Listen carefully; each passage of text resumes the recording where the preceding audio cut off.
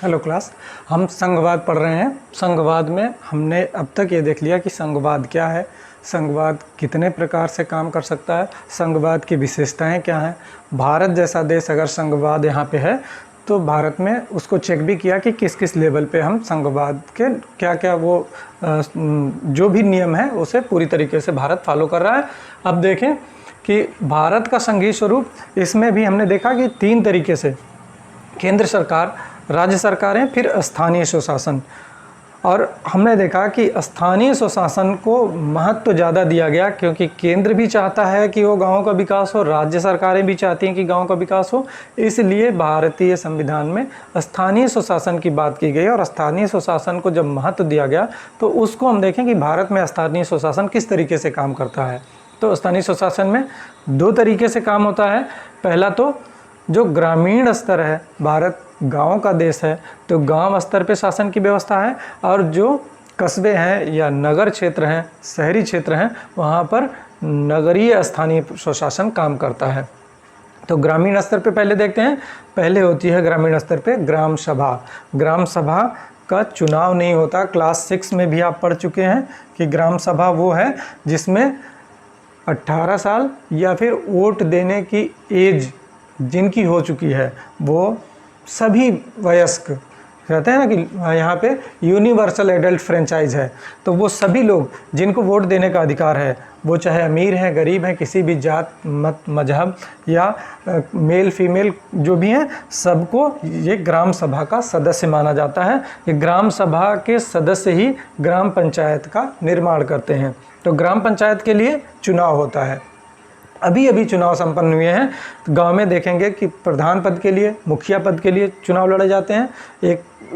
कई लोग होंगे जिनमें से एक चुना जाएगा, और विभिन्न वार्ड के वार्ड मेंबर्स का चुनाव होता है, और वार्ड मेंबर्स चुन करके आते हैं और मुखिया चुन के आता है, प्रधान चुन करके आता है। तो वो प्रधान इन मेंबर्स की सहायता से अपना एक कार्यकारिणी गठित करता है, जिससे कि लोक निर्माण का, स्वास्थ्य का, शिक्षा का काम उनको सौंपता है। ठीक उसी प्रकार से जिस तरीके से राज्य सरकार में मुख्यमंत्री और मंत्रिमंडल के साथ काम करता है, केंद्र सरकार में प्रधानमंत्री अपने मंत्रिमंडल के साथ काम करता है, वैसे ही ग्राम पंचायत में पंचायत सदस्यों और पंचायत प्रमुख, प्रधान मिल करके एक समिति बनाते हैं। पंचायत समिति वो है जो खंड लेवल पे या ब्लॉक लेवल की जो पंचायत होती है वो पंचायत समिति कहलाती है। जब आपका ग्राम पंचायत का चुनाव होता है उसी समय, जैसे ये ग्राम सभा है, 2 ग्राम सभा को वार्ड में बांट दिया गया, तो एक वार्ड का वार्ड मेंबर होता है, लेकिन 1 से अधिक वार्ड का मिला करके बीडीसी मेंबर का भी चुनाव होता है उसी समय। तो ये ब्लॉक डेवलपमेंट काउंसिल होते हैं। बीडीसी मेंबर्स, इस तरीके से बीडीसी मेंबर्स ये होते हैं, इनका चुनाव होता है। और ये सदस्यों के चुनाव के साथ साथ ये बीडीसी मेंबर आपस में बैठक करके आपस में से एक प्रमुख का चुनाव करते हैं जो ब्लॉक प्रमुख कहलाता है। अभी ब्लॉक प्रमुख के चुनाव हुए हैं, आप इसमें ठीक से समझ पाए होंगे कि ब्लॉक प्रमुख को कौन वोट करता है, तो ये बीडीसी सदस्य वोट करते हैं। उसके बाद होता है जिला परिषद। जिला परिषद में भी सदस्यों का चुनाव होता है। जब आपका ग्रामीण स्थानीय स्वशासन का चुनाव हुआ उस समय जिला पंचायत सदस्यों के लिए भी आपने वोट किए, तो पूरे जिले को वार्ड में बांटा जाता है और एक वार्ड से जिला पंचायत का सदस्य चुना जाता है। सभी से जो भी 10, 11, 12 जिन जिलों में जितने वार्ड होते हैं उन सदस्यों का चुनाव होता है, और ये सदस्य मिल करके आपस में से ही एक अध्यक्ष चुनते हैं, जिसे हम जिला पंचायत अध्यक्ष कहते हैं। ये जिला पंचायत अध्यक्ष पूरे जिले के विकास कार्यों का प्रमुख होता है। इसी के अंतर्गत जिले का एमपी, वहाँ के जितने भी एमएलए हैं, एमएलसी हैं या फिर जिला पंचायत सदस्य हैं, सभी पंचायत सदस्य या सभी जनप्रतिनिधि इसके अंडर में विकास योजनाओं को समझते हैं और कार्य को संपन्न करते हैं। ऐसे ही नगरीय स्वशासन में क्या है, नगर पंचायत होता है। नगर पंचायत का भी चुनाव होता है और उसमें अध्यक्ष चुना जाता है। पंचायत वार्ड मेंबर्स चुन करके आते हैं और वो अध्यक्ष का भी चुनाव होता है। ऐसे ही नगर पालिका, यहाँ पे सभापति या अध्यक्ष कहलाता है। नगर निगम का महापौर या मेयर कहलाता है। इनमें अंतर क्या है, नगर पंचायत वो है जिस कस्बे की आबादी 10,000 से 1 लाख के बीच है वो वहाँ नगर पंचायत कहलाती है। मीन्स छोटे कस्बों में नगर पंचायत होती है। आपके यहाँ बाजना जो है वो नगर पंचायत अभी अभी घोषित हुआ है। 1 लाख से 5 लाख तक की आबादी के नगर पालिका कहलाते हैं। ऐसे नगर जहाँ की जनसंख्या 1 लाख से अधिक है और 5 लाख तक है तो वहाँ पे नगर पालिका होगी। यहाँ का अध्यक्ष या सभापति कहलाता है मेन जो होता है, और वार्ड मेंबर्स का चुनाव होता है।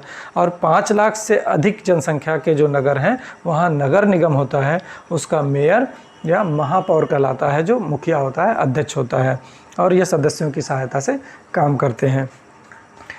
स्थानीय सरकारों को संवैधानिक दर्जा देने से लोकतंत्र मजबूत होता है। कैसे मजबूत होता है?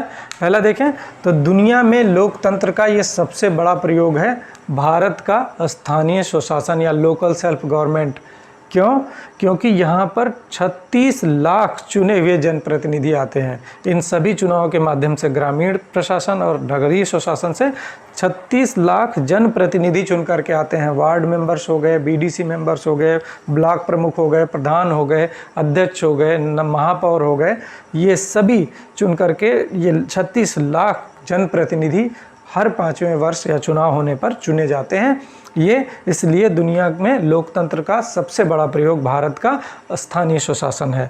और महिलाओं और कमज़ोर वर्ग का प्रतिनिधित्व भी बढ़ा है चुनाव के माध्यम से। जब 1/3 सीटें महिलाओं को दी गई या SC, ST, OBC इनको रिजर्वेशन दिया गया, इससे इन लोगों का भी प्रतिनिधित्व या जन भागीदारी विकास कार्यों में अपनी सोच को, अपने समाज को आगे ले जाने की बातें रखने के लिए इनको भी अधिकार मिला। इस तरीके से हम देखते हैं कि इस संघवाद में भारत जैसा देश अपने आप को स्थापित करने में किस तरीके से सफल हुआ है।